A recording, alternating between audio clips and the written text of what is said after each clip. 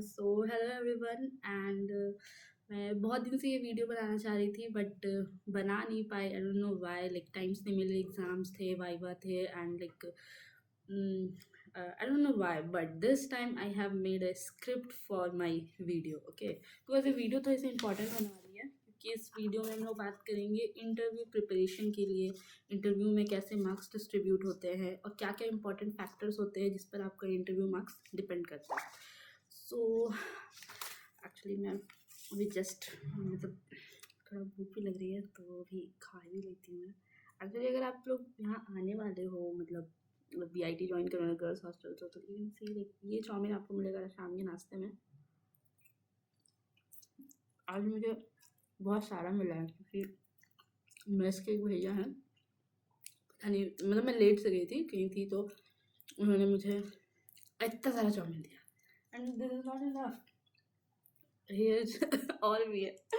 सो भूख तो बहुत ज़ोर की लगी है, फिर आपको बताना भी है कि मेरी रूममेट लोग आ जाएगी, उसके बाद मैं वीडियो नहीं बना पाऊँगी और इसी चक्कर में मैं इतना दिन से वीडियो नहीं बना पाई हूँ। I am not blaming them, मेरा ये सीधे कि मैं नहीं बना पाऊँगा और बहुत सी बिजी हो गई थी। सॉस कहाँ रखा मैंने? सो सबसे फर्स्ट चीज़, इंटरव्यू में आपका सबसे ज़्यादा इम्पोर्टेंट चीज़ क्या है? मेरे हिसाब से तो दो ही इम्पोर्टेंट चीज़ है। पहला चीज़, इंटरव्यू कैसा गया वो ज़्यादा मैटर नहीं करता है, मैटर ये करता है कि आपके 10th 12th डिप्लोमा और बीटेक में आपके कितने मार्क्स आए, क्योंकि उसी के वेटेज पर होता है। इंटरव्यू के मार्क्स आई थिंक 40% सिर्फ है, 60% आपका पहले के मार्क्स है, तो वो पहले का मार्क्स। फिर नेक्स्ट चीज़ है कि मान लीजिए आपका इंटरव्यू भी बहुत अच्छा गया, मार्क्स भी बहुत अच्छा है, बट अगर आप जनरल हो तो अगर जनरल कोटा में अगर 2 सीट्स 4 सीट्स इतनी ही थी तो आपका अच्छा गया, उसके बाद भी आप नहीं जा पाओगे क्योंकि उसके बाद की जो सीट्स है वो रिजर्वेशन सीट्स है। तो रिजर्वेशन सीट्स में तो आपका होगा नहीं। देख, मेरे ब्रांच में क्या है कि टोटल 13 सीट्स थे, लेकिन एडमिट कितने हुए हैं हम लोग? 7 ओनली। क्यों? क्योंकि बाकी जो सीट्स थे उनके लिए जो एलिजिबल कैंडिडेट्स थे वो जनरल थे, बट मतलब एलिजिबल जो नहीं थे, मतलब जनरल सीट्स नहीं थी, और जो लोगों ने भी पास किया था, जो लोग नेक्स्ट मतलब वेटिंग लिस्ट में थे, वो सारे के सारे लोग जनरल थे, तो इसलिए उनका नहीं हुआ। तो यही दो चीज़ मैटर करती है, आपको पहले के कितने मार्क्स अच्छे हैं और क्या बोलते हैं आपकी कैटेगरी कौन सी है, ये दो चीज़ मेन होती है। सो मैंने स्क्रिप्ट बनाई है, थोड़ा वहाँ से भी देख लेती हूँ।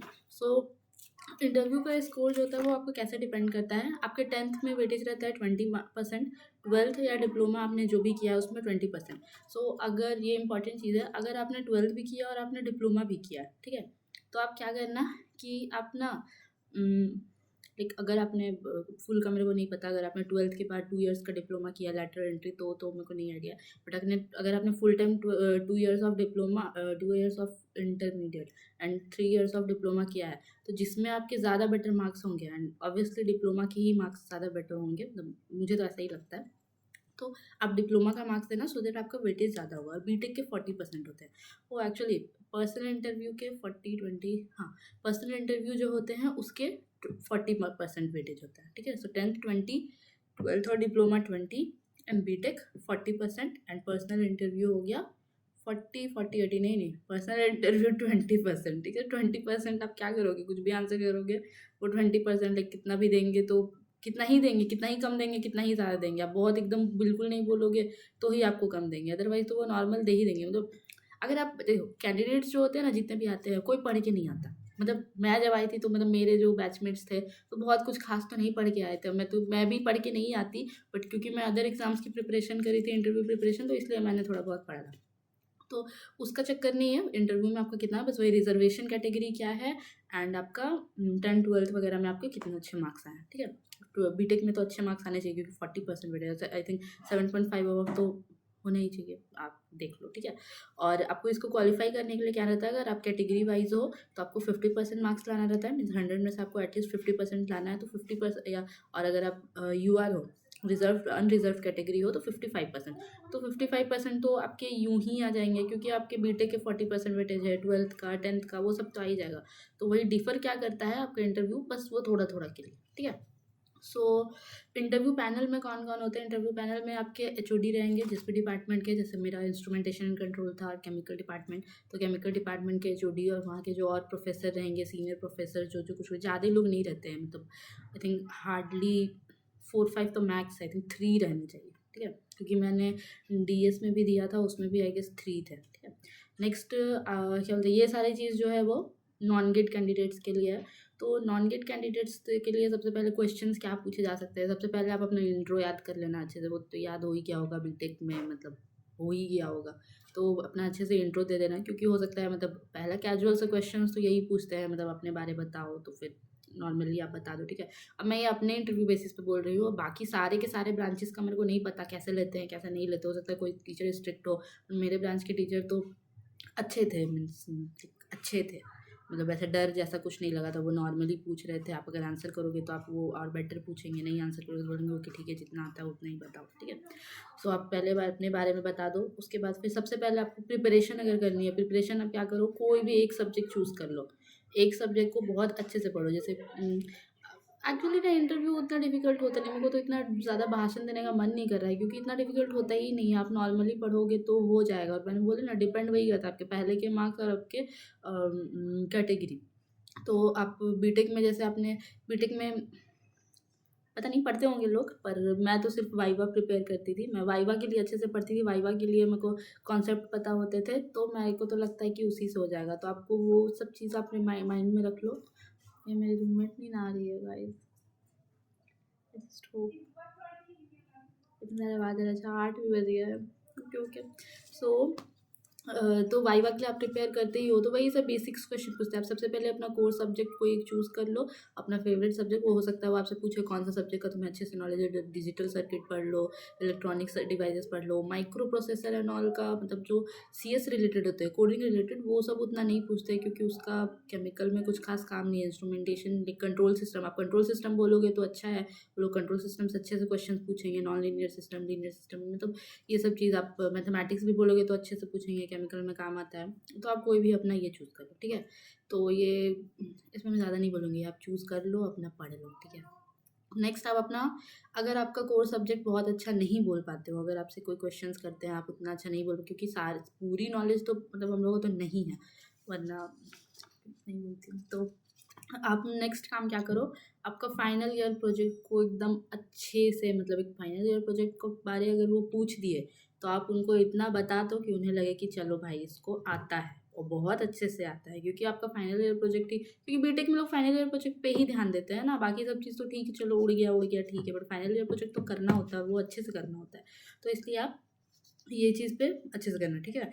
तो देखना सॉल्व समथिंग और डिज़ाइन समथिंग, हाँ तो वो ये भी बोल सकते हैं कुछ अब डिज़ाइन करके दिखाओ, लाइक एससीआर में ये है तो क्या है, नहीं है एससीआर, मैंने ऐसे ही बोल दिया क्योंकि मेरा कॉन्सेप्ट क्लियर है, अदरवाइज कुछ भी, ठीक है। एक कमेंट आया था, वर्किंग प्रोफेशनल को क्या करना है, तो वर्किंग प्रोफेशनल देखो आप लोग का, तो जो मुझे कमेंट आया था वो 2021 का था, तो आपका 4-5 इयर्स का गैप है, तो आपसे वो क्वेश्चंस इधर के रिलेटेड पूछेंगे ही नहीं, बेसिक कोर सब्जेक्ट का एक हो सकता है कुछ छोटा मोटा पूछ दे, अदरवाइज वो नहीं पूछेंगे, वो बात करेंगे आपसे कि आपने इतने सालों में आपका वर्किंग एक्सपीरियंस क्या है, आपने किस सॉफ्टवेयर पर वर्क किया, आपने किस टेक्निकल फील्ड में वर्क किया, आपकी पोस्ट क्या थी, और फिर आपसे नॉर्मली पूछेंगे आपने बीटेक के बाद अभी, मतलब इसके बाद आप लाइक अर्निंग कर रहे हो, अच्छा कर रहे हो, सब सही चल रहा है, अगर सही चल रहा है तो फिर आप इधर क्यों ज्वाइन करना चाहते हो, और आपको उनको अश्योर करना पड़ेगा कि हाँ मतलब मैं ज्वाइन कर रहा हूँ, आप मुझे इंटरव्यू ले रहे हो, सब कर रहे हो, तो मैं इसे मतलब कंप्लीट करूँगा, ये नहीं कि मेरा जॉब है साथ में चलाऊँगा या फिर कुछ भी, तो वो सब चीज़। तो आपकी वर्किंग बैकग्राउंड से ही आपको मोस्टली क्वेश्चंस पूछे जाएंगे कि आप यहाँ पर क्यों ज्वाइन करना चाहते हो, आप पहले से काम कर रहे हो, ये सब लिखा था मैंने। सो आपने किस मशीनरी पर वर्क किया है, किस सॉफ्टवेयर टूल्स पर वर्क किया आपने इतने सालों में, मतलब कैसे जॉब हैंडल किया, वगैरह वगैरह, वो ही सब पूछेंगे और ज़्यादा कुछ नहीं पूछेंगे। अब आई होप कि मेरा ये वीडियो देख ले वो लोग, तो फिर या तो मैंने जो बोला है वही पूछेंगे, या तो फिर मैंने जो बोला उससे बिल्कुल उल्टा पूछेंगे, तो आप दोनों के लिए प्रिपेयर हो, ओके। मैं तो किसी भी चीज़ के लिए प्रिपेयर नहीं थी। मेरे को तो इंटरव्यू के टाइम पे बहुत दिक्कत हुआ था।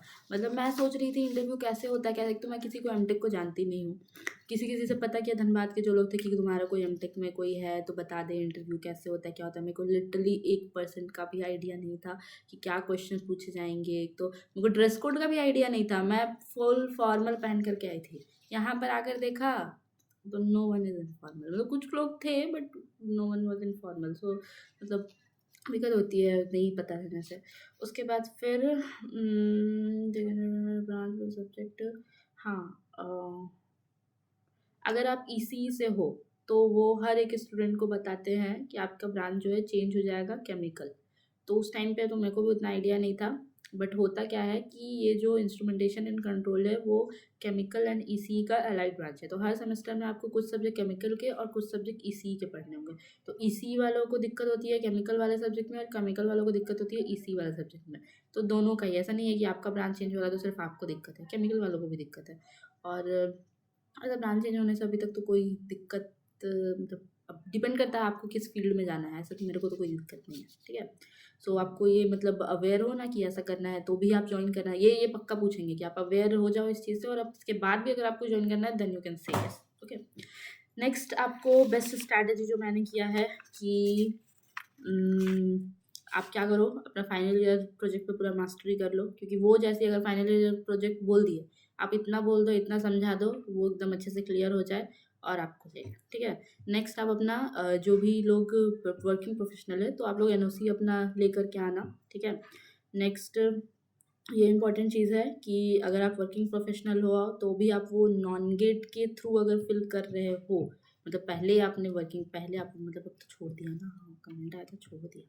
सो तो आपको कोई स्टाइपेंड नहीं मिलेगा, ठीक है। जैसे गेट वालों को आईसीटी के साइड से स्टाइपेंड मिलता है तो वो नहीं मिलेगा।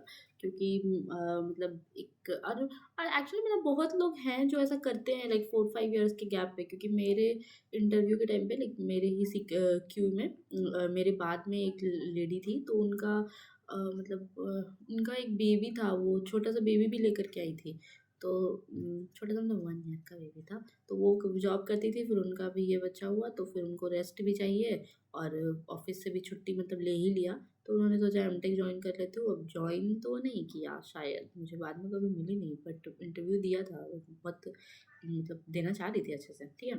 तो आप एक सब्जेक्ट जो चूज़ करना है आपको, आप बेसिकली डिजिटल इलेक्ट्रॉनिक्स चूज़ कर लो। क्योंकि उससे बहुत सारे इंटरव्यू में क्वेश्चंस बनते हैं, गेट से लेकर के नॉन गेट प्लान। आप उसमें इजीली आंसर भी कर सकते हो। वो लोग थोड़े ट्रिकी क्वेश्चंस भी पूछ सकते हैं कि इसमें क्या होता है, उसमें क्या होता है। तो digital electronics is safe subject. Next आपको क्या करना है कि इंटरव्यू के लिए ज़्यादा टेंशन नहीं लेना है। तो टेंशन लेके कुछ नहीं होगा। 10th के मार्क्स, 12th के मार्क्स, मैंने वही बोला, उस पर ही डिपेंड कर रहा है। और टेंशन लेने से कोई फ़ायदा नहीं है। और क्या होता है ना, जो लोग इंटरव्यू देने आते हैं वो लोग भी इंटरव्यू देने तक सोचते ही रहते हैं कि यहाँ पर आ तो गए हैं। मतलब मैं भी आई थी तो मैं भी सोच रही थी एडमिशन लूँगी या नहीं लूँगी। इंटरव्यू तो दे रही हूँ, सब कर तो दे रही हूँ, पर लूँगी या नहीं लूँगी मेरे को भी आइडिया नहीं था। कुछ लोग और भी जो मेरे फ्रेंड्स थे तो वो लोग भी बोले थे लेंगे नहीं लेंगे पता नहीं, बस आ गए हैं या कुछ भी। तो जब नहीं होता है तब अफ़सोस होता है लोगों को, पर उस टाइम पे वही सोचते हैं। तो आप रिलैक्स होकर के इंटरव्यू देना, ऐसा कोई दिक्कत नहीं है। आप जितना दोगे टीचर्स आपको देखेंगे, आप बस कर देना कि मतलब हाँ मेरे को आता है, सब आता है आप जो पूछ रहे हो। और नो मत बोलना कि नहीं मेरे को नहीं आता है, प्लीज़ दूसरे क्वेश्चन पूछो। इतना फालतू का समय नहीं है, आप कुछ भी आंसर कर देना, आंसर कर देना, ठीक है। नेक्स्ट वही कि आपको रिलैक्स ही रहना है, क्योंकि मार्कशीट ही डिपेंड करता है, मार्कशीट आपके बाकी है। तो बस, और बस इतना लिखा था फालतू का, पढ़ के सुना देती मैं इससे अच्छा तो। कोई नहीं, तो बस यही है।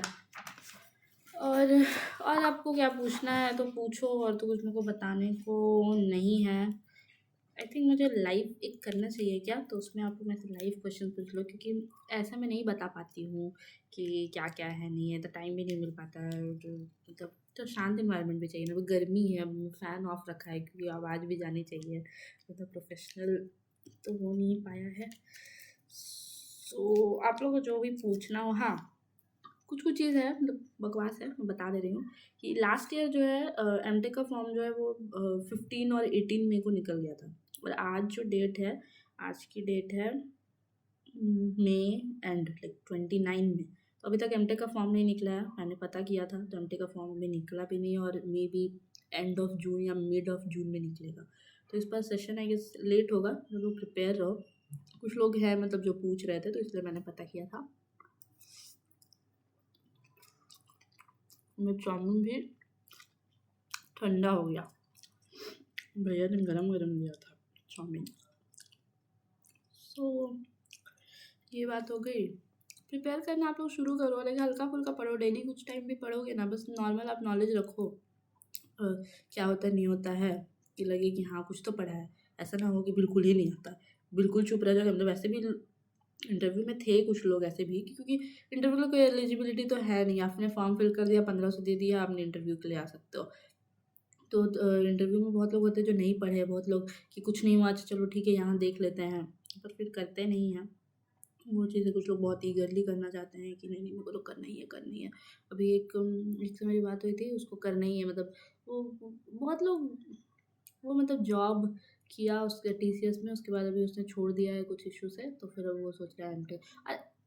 एमटेक जो है ना, ये यहाँ का एमटेक स्केप भी है। अगर आप मेरी तरह नहीं रहोगे, मतलब दोस्ती वोस्ती मत करना कुछ, और शांति से अपने रूम में बैठ के पढ़ना, तो ये स्केप है, आप अच्छे से पढ़ सकते हो, कोई आपको डिस्टर्ब नहीं करेगा। क्लासेस उतनी करने की ज़रूरत नहीं, मतलब करने की ज़रूरत है स्टार्टिंग में, आपको बस सिलेबस कंप्लीट करना है क्लास में जाकर के। क्यों आप जब रूटीन आया, आप जितना जल्दी सिलेबस कंप्लीट कर लो टीचर्स के साथ मिल करके, उतना जल्दी सही है। और एग्ज़ाम्स का तो ठीक ही है। पता नहीं, मैं अपना फर्स्ट सेम एग्ज़ाम का एक्सपीरियंस बताऊँ, केमिकल के क्वेश्चंस लग रहे थे, एआई ने सेट किया है, बाकी सारे ब्रांच के क्वेश्चंस पीवाईक्यू से मैच हो रहे थे।